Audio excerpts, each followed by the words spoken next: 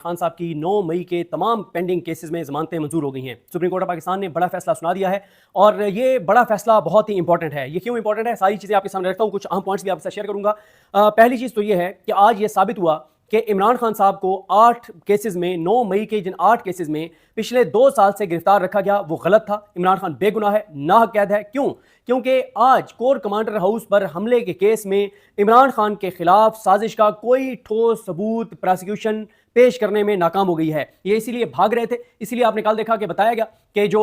Prosecutor हैं वो बीमार हो गए हैं, उनका पेट खराब हो गया है, उनको हैज़ा हो गया है, उनको मोशन लग गए हैं और उनकी हालत बहुत ख़राब है। और बताया गया था कि एक हफ्ता तो अस्पताल से आ भी नहीं सकते, लेकिन आज वो आ गए हैं। वजह कुछ इतलात हैं कि कल मैसेज दिया गया था कि सुप्रीम कोर्ट की जानिब से कि हुकूमत को कि ये जो आपके प्रोसिक्यूटर नहीं आए तो आज उनको हर सूरत में पेश करें, क्योंकि पता सबको था कि वो ड्रामा था कल और तारीख लेने की और मजीद इमरान खान को इन केसेस में नाहक कैद रखने का एक वारदात थी। तो सुप्रीम कोर्ट की जानिब से कल ये मैसेज इतलात है, ज़रा ये दावा करते हैं कि दिया गया कि हमें जो गालियां पड़ रही हैं, जो तमाशा लगा हुआ है हमारा, वो आपकी वजह से है। आज अपने प्रोसिक्यूटर को कहें कि हर सूरत में पेश हो। तो प्रोसिक्यूटर आज पहले से ज्यादा माशाल्लाह जुल्फकार अब्बास नकवी साहब पहले से ज्यादा शाश बिशाश, बिल्कुल एकदम फिट, कहीं से नहीं लगता था कि वो पिछले कुछ 6 माह में भी बीमार हुए। अल्लाह ताला किसी को बीमार ना करे, अल्लाह ताला उन्हें सेहत दे और लंबी जिंदगी दे। लेकिन ये बात आज साबित हो गई है कि कल झूठ बोला गया था कि वो हॉस्पिटलाइज हैं और वो एक हफ्ता हॉस्पिटल से नहीं आ सकते। ये है मरियम नवाज की प्रोसिक्यूशन टीम की हकीकत, ये है मरियम नवाज की हुकूमत का प्रोपेगेंडा, ये है मरियम नवाज की हुकूमत का बयानिया, ये है शरीफ खानदान का बयानिया। करोड़ों रुपए की फीस से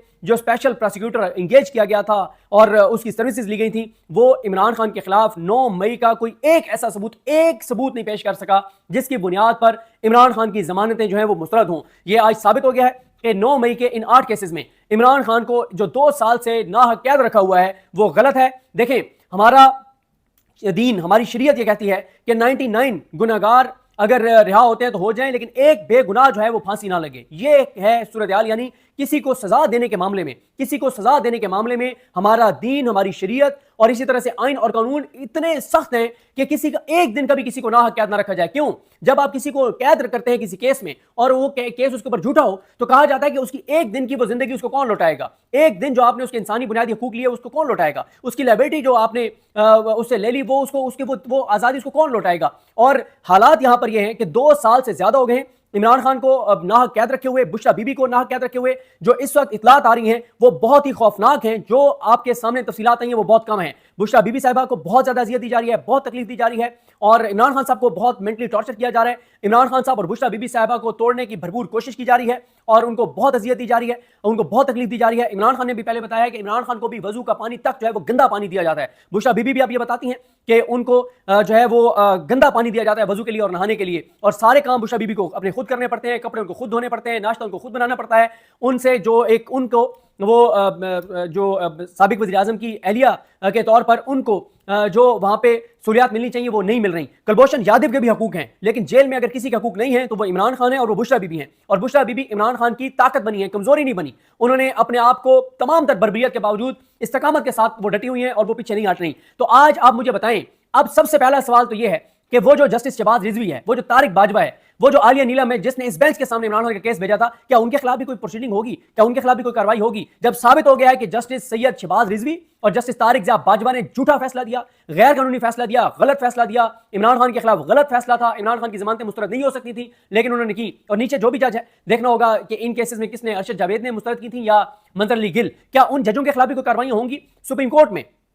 3 केसेस आए हैं साजिश के और उन तीनों में सुप्रीम कोर्ट ने जमानतें दी हैं। एक में इजाज चौधरी साहब को, एक में शेख इम्तियाज साहब को और एक में हाफिज फरहद को, इन तीनों को। और आज इमरान खान साहब को भी जमानत जो है वो मिल गई है। यानी इसका मतलब यह है कि कोई ऐसा ठोस सबूत नहीं पेश कर सकी हुकूमती प्रोसिक्यूशन टीम। और अब आप मुझे बताएं, जिन लाहौर हाई कोर्ट के जजेस ने ये फैसले दिए हैं, जमानतें मुस्तरद की, क्या उनके खिलाफ कोई कार्रवाई होगी कि कैसे आपने जमानतें मुस्तरद की थी? आज इमरान खान सुर्खरू हुआ है, आज एक बात साबित हुई है कि इमरान खान नाहक कैद है। और अब बड़ा अच्छा ट्वीट किया समीना पाशा साहबा ने कि इस वक्त इमरान खान और बुशरा बीबी सिर्फ एक केस में गिरफ्तार हैं और वो है कि सीरत नबी सल्लल्लाहु अलैहि वसल्लम के ऊपर आपने जो यूनिवर्सिटी बनाई वो आपका जुर्म है। नबी करीम सल्लल्लाहु अलैहि वसल्लम की सीरत पढ़ाने के लिए जो यूनिवर्सिटी बनाई है, उस यूनिवर्सिटी के जुर्म में इमरान खान और बुशरा बीबी नाहक कैद हैं। इमरान खान की 9 मई के तमाम केसों में, 8 केसों में बशमूल कोर कमांडर हाउस, अल मारूफ जना हाउस, उसमें हमले के केस में भी इमरान खान साहब की जमानतें हो गई हैं। اور اس میں آپ کو ابھی پوائنٹس بتا دوں, آپ حیران رہ جائیں گے جو کچھ آج عدالت میں انکشافات ہوئے. اور اب عمران خان صاحب صرف القادر کیس میں اریسٹ ہیں, القادر کیس جسٹس ڈوگر نہیں لگا رہا, اور تحریک انصاف نے اب ہائی کورٹ جانا ہی چھوڑ دیا ہے. چل پور گئے میں, مزے میں ہے تحریک انصاف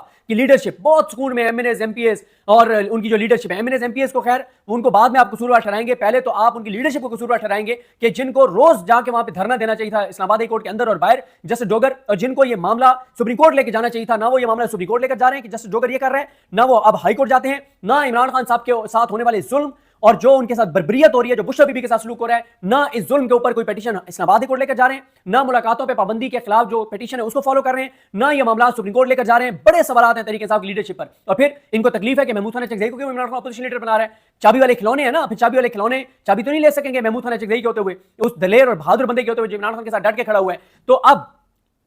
ایک کیس میں عمران خان صاحب گرفتار رہ گئے, جو سب سے بڑا دھچکا لگا ہے مریم نواز کی حکومت کو, اس کی پروسیکیوشن کو, کیونکہ مریم نواز کی ٹیم تھی آج جو پیش ہوئی ہے پروسیکیوشن میں. مریم نواز کی پولیس یہاں پہ پیش ہوئی ہے, عمران خان کے خلاف ایک ثبوت بار بار پوچھتے رہے جسٹس جائیا, بار بار پوچھتے رہے ایک ثبوت بتاؤ آپ کے پاس کیا ہیں. سارے فضول چیزیں, سارے جھوٹے گواہ, وہ جو کہتے ہیں, کوئی کہتا ہے میں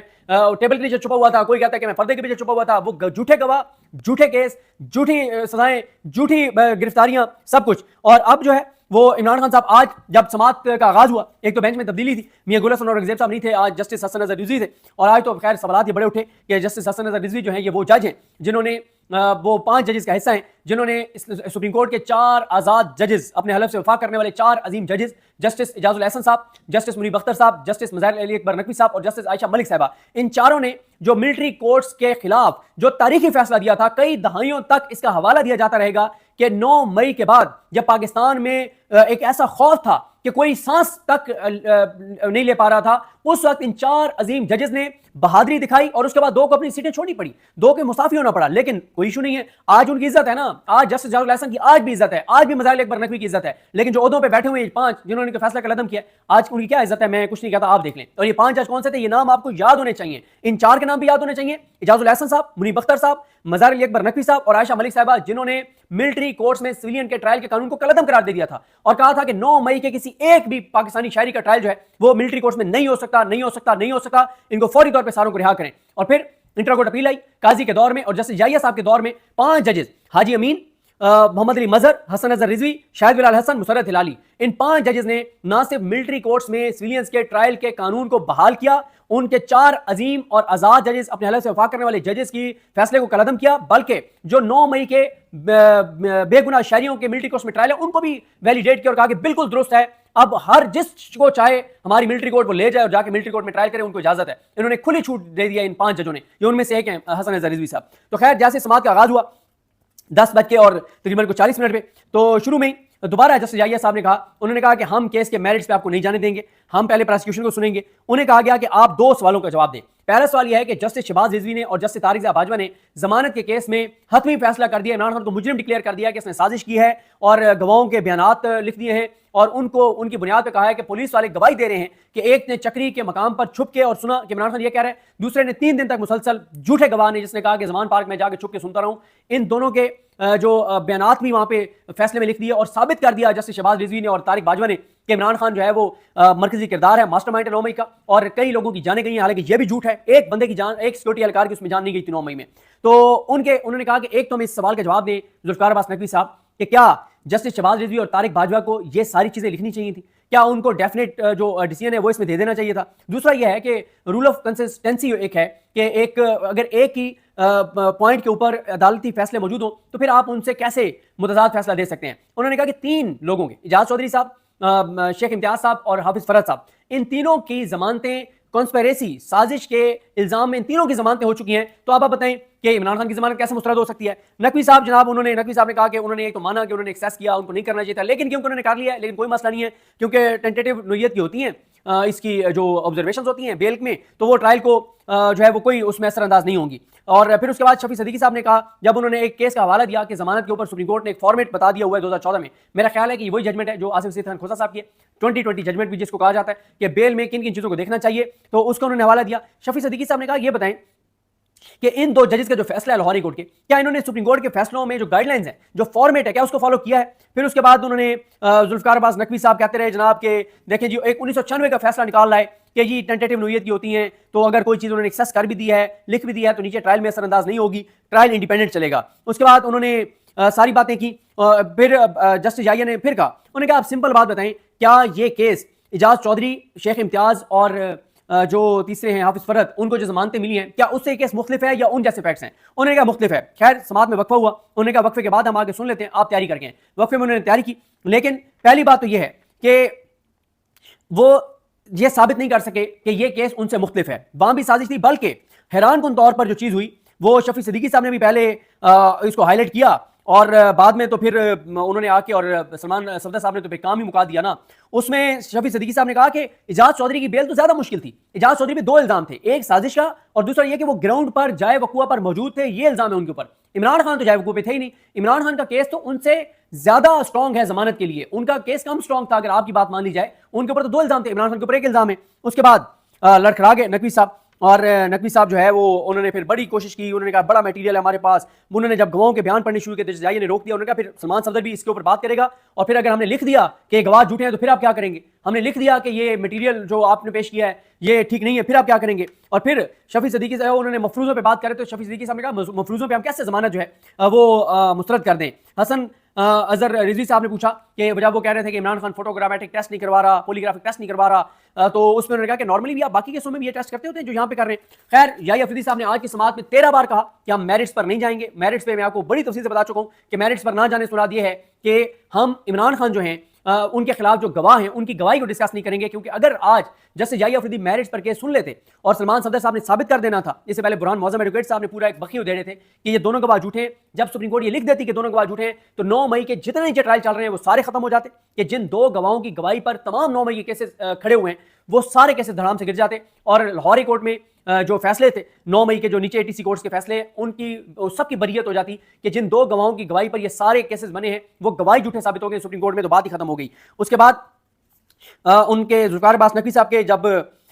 وہ دلائل ختم ہوئے تو پھر آئے سلمان صفدر صاحب نے کہا، انہوں نے ثابت کیا کہ عمران خان صاحب کا کیس جو ہے وہ ضمانت کا اسٹرانگ ہے اعجاز چودھری صاحب سے۔ اس کے بعد سلمان صفدر صاحب نے بہت بار کوشش کی گواہوں پہ آنے کی، کچھ اور فیکٹس عدالت کو بتانے کی، لیکن جسٹس یحییٰ صاحب نے کہا کہ ہم بالکل میرٹس پہ نہیں جائیں گے، بار بار وہ روکتے رہے، بار بار ٹوکتے رہے، نہیں انہوں نے بات کرنے دی سلمان صفدر صاحب کو۔ سلمان صفدر صاحب نے ایک تو یہ پوائنٹ اٹھایا، انہوں نے کہا کہ 5 اگست کو عمران خان گرفتار ہوئے، اور قانون یہ کہتا ہے، عدالتی فیصلے یہ کہتے ہیں کہ جب آپ کسی کو کسی ایک کیس میں گرفتار کریں گے باقی جتنے کیسوں میں مطلوب ہے سب میں اس کی گرفتاری ڈل جائے گی۔ انہوں نے کہا کہ میرے حساب سے عمران خان 5 اگست 2023 سے ہی 9 مئی کے کیسوں میں گرفتار ہے، گو کہ انہوں نے 14 جولائی 2024 کو گرفتاری ڈالی ہے، لیکن انہوں نے کہا میرے حساب سے قانون کے مطابق، عدالتی فیصلوں کے مطابق عمران خان 5 اگست 2023 سے ہی گرفتار ہیں 9 مئی کے کیسوں میں۔ پھر اس کے بعد انہوں نے بتایا کہ عمران خان کے خلاف ایک بھی ان 8 کیسوں میں سے کسی ایک بھی کیس کا چالان عمران خان کے خلاف پیش نہیں ہوا۔ پھر انہوں نے کہا کہ عمران خان پر کسی ایک بھی ان کیسز میں سے کسی ایک میں بھی فرد جرم عائد نہیں ہوئی۔ پھر انہوں نے کہا کہ عمران خان جو ہیں ان کے خلاف کوئی ان کے پاس ثبوت نہیں ہے، اور سلمان صفدر صاحب کے دلائل ابھی شروع ہی ہوئے تھے کہ شروع میں ہی جیسے یحییٰ افریدی صاحب نے اچانک کہا کہ دونوں ججز سے مشورہ کیا، اور انہوں نے کہا بیل گرانٹ کر رہے ہیں، زیادہ دیر سنا بھی نہیں ہے سلمان صفدر صاحب کو، میرٹس پہ نہیں جانے دیا، لیکن آج عمران خان جو ہے وہ سرخرو ہوئے، اور عمران خان جو ہے یہ ثابت ہوا ہے کہ عمران خان صاحب کو 9 مئی کے کیسوں میں جو ہے وہ ناحق قید رکھا گیا ہے۔ یہ بڑی زیادتی ہے عمران خان کے ساتھ، اور جو عمران خان کے ساتھ